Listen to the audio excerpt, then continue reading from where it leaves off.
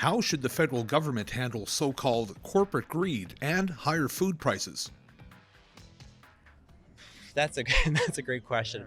Well, I guess it's starting to like increase at a rate that is unprecedented. So maybe at one point they should think about intervening, maybe like putting in some regulations to like maybe frame those price increases.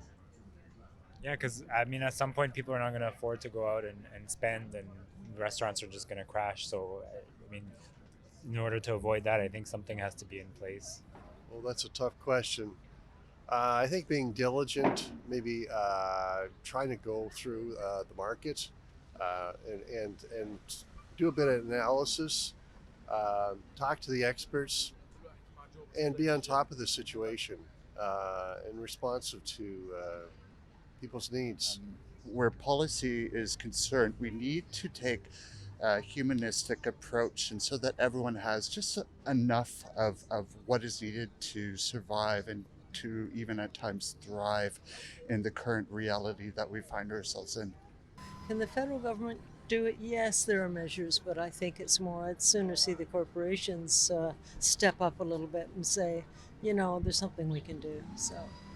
Because I think, quite frankly, a lot of it's not justified. The price of gas, the price of fuel, like the increases seem out of line with the reason for it. Like with increased transportation costs, I understand, but some of it seems just way too much.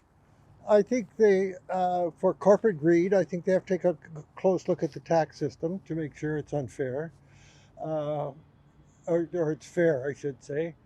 I think that there is a certain amount of unfairness in the tax system now, and there are lots of loopholes for corporations to exploit. They definitely have to step in. They have to change their way of thinking about the most important resource in the country. It's the people. So if they focus on that and make sure that everyone is cared for, healthy, has all the equal opportunities they deserve, I think they'll spend less on health, social issues, crime and punishment, that sort of thing. So they haven't done that yet. They need to do it. I don't know. Can they really?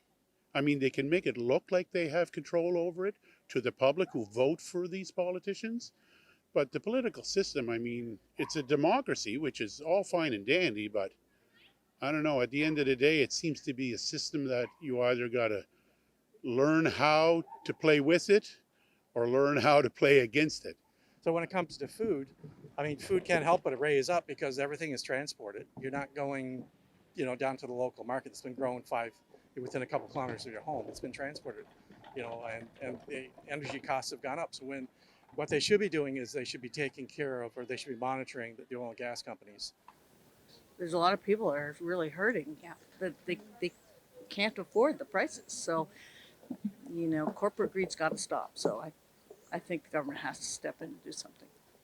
That's a tough one. I think what needs to happen is we need to support local farming, local agricultural producers that would be more sustainable. However, it is great to hear that some of the food chains are doing their part to not gouge the consumer.